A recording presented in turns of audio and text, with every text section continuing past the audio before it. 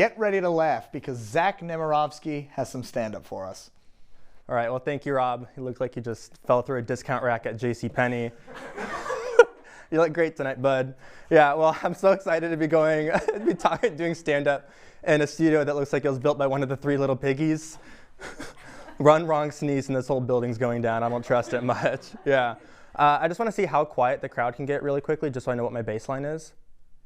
Okay, cool. So if it gets that silent, just know the joke bombed and I did horribly. Okay, so the first thing I want to talk about tonight is these people who are trapped in the International Space Station. Does anyone know about this? No?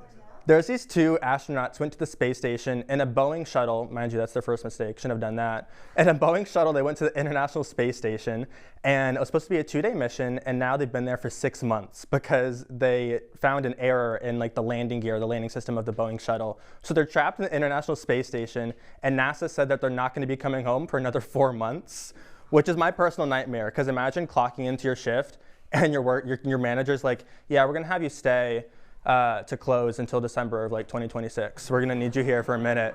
Like, people say being an astronaut is their dream job. I don't dream of having a job personally. I want to marry rich. That's my goal.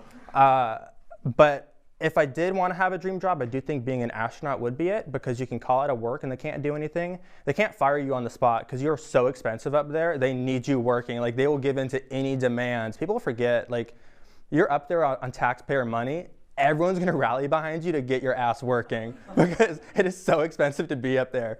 But no, they're coming home in 4 months, so we're going to wish them well, because they're not going home on a Boeing shuttle. They're going home on a SpaceX one. So we're going to hope and pray for them. But the other people I want to talk about in a similar kind of vein is this one cop in Syracuse who's hit 14 people with his car over the last 12 years and has remained on the police force, which is crazy. Which is absolutely crazy, because no other job allows you to hit people with a car just for fun, and you get to keep your license. They're like, yeah, no, way to go. You'll get a promotion the next year, keep it up. But the reason he's been allowed to stay in the force is because there's a provision in the cops' union contract that allows them to only take away their vacation days and not suspend them from the force. So he's just been hitting people to get out of going on the Royal Caribbean of the Seas cruise. Like, just say you hate your extended family and pack it up. He just does not want to see the kids. He just wants to cancel the vacation so bad. He doesn't want to do it at all. And, you know, it's just really difficult at this time of year because people are always like dating, getting booed up, and it gets lonely going home for the holidays. So I try to go on dates, I really do, but the last couple ones I've been on have just not ended well. I went on a date with a guy who you would have thought like he built the first brick at Stonewall because he was homophobic. And this is true, he kept calling me fat on the whole date. We went to a sushi restaurant. I sit down, we both order the same thing. It was a great meal, by the way. But we sit down, we order the same thing, and he goes, "You're eating a lot, fatty." I go, "Yeah, yeah." "We got the same thing to eat, though." And he goes, "Yeah, but you're eating it really fast." I was like, okay, but it was really good. And then this other time I went on a date, and it was the same month span. I thought someone had it out for me. It was a little ridiculous. I went on another date with a guy who started making fun of the way I talk. He was like, "You talk gay."